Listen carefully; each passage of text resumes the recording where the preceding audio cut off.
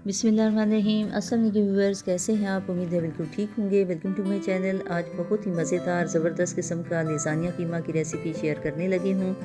ये बहुत ही मज़ेदार, बहुत ही रसीला, बहुत ही डिफरेंट, बहुत ही चटपटा तैयार होने वाला है और बहुत ही जल्दी बनेगा।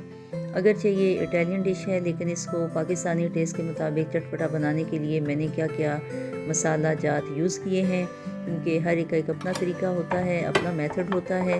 तो मेरे तरीके के मुताबिक एक दफ़ा ज़रूर ट्राई कीजिएगा, यकीनन बहुत ज़बरदस्त मज़ेदार बनेगा, आप लोगों को पसंद आएगा। तो पूरी वीडियो को गौर से देखिएगा कि मैंने क्या तरीका यूज़ किया है, क्या टेक्निक्स हैं और कौन सी चीज़ें कितनी यूज़ की हैं। लेकिन उससे पहले आप मेरे चैनल को सब्सक्राइब, लाइक और शेयर ज़रूर कर दिया कीजिए। ये आप लोगों की तरफ से हौसला अफजाई और मोहब्बत होती है। तो चलते हैं रेसिपी की तरफ। सबसे पहले वाइट सॉस तैयार करनी है। इसके लिए मैंने मक्खन लिया है, ये मेल्ट होके तकरीबन 3-4 चम्मच बन जाएगा, यानी इतना होना चाहिए कि अगर ये मेल्ट हो तो तकरीबन 3-4 टेबल स्पून भरी भी होनी चाहिए। और फ्लेम को लो रखना है, लो फ्लेम पे इसको अच्छी तरह मेल्ट करना है। मेल्ट करने के बाद तकरीबन 4 टेबल स्पून मैदा है और इसे थोड़ा थोड़ा करके ऐड करना है ताकि इसमें लम्स ना बने, गिल्टियाँ ना बने। और लो फ्लेम पे इसको पकाना है, 2-3 मिनट पकाना है। बहुत ज़्यादा भी नहीं पकाना, ओवर कुक नहीं करना कि ब्राउन हो जाए और सख्त हो जाए। तो इसको लो फ्लेम पे 2-3 मिनट पकाएंगे।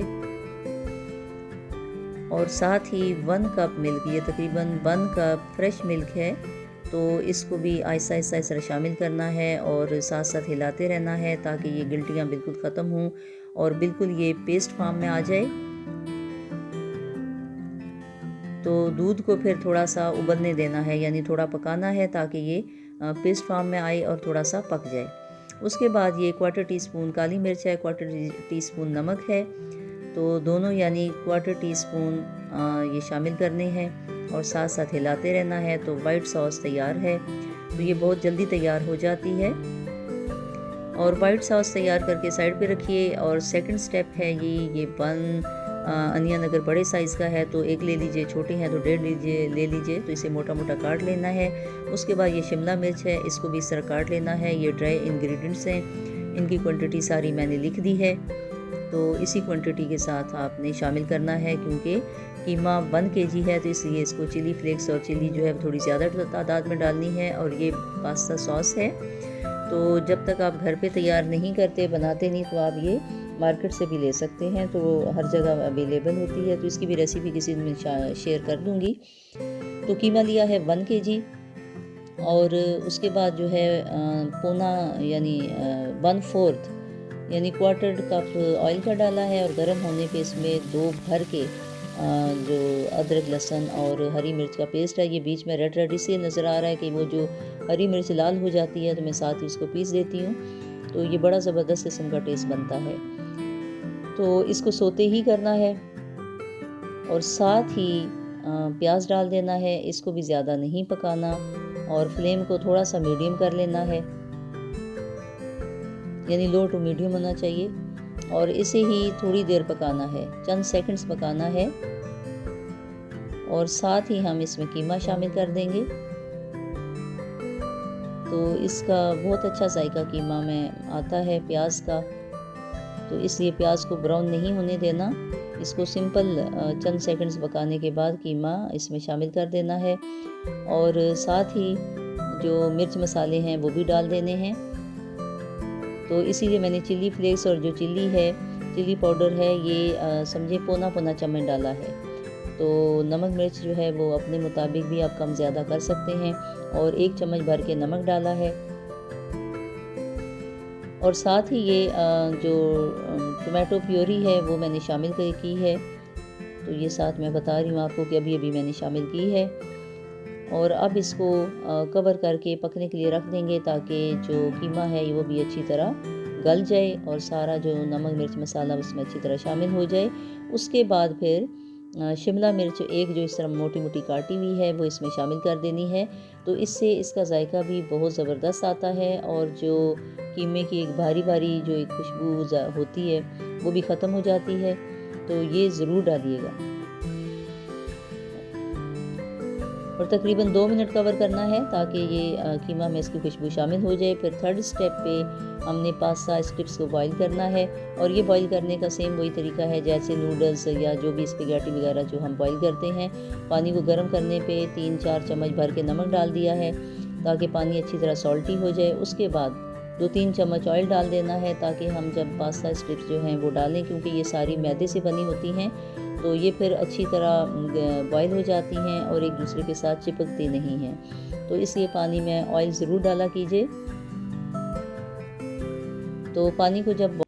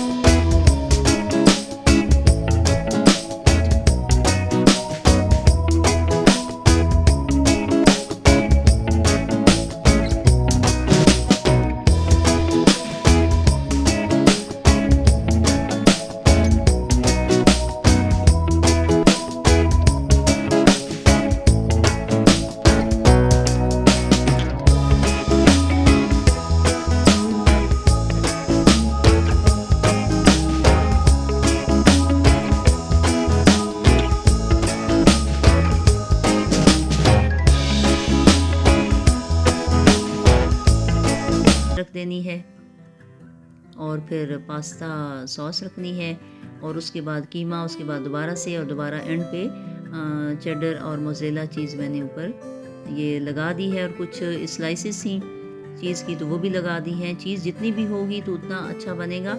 और एंड पे दोबारा ऑरिगेनो थोड़ा सा ऊपर डाल दिया है और उसके बाद ऑलिव्स हैं और ये थोड़ी सी शिमला मिर्च ये डेकोरेट की है।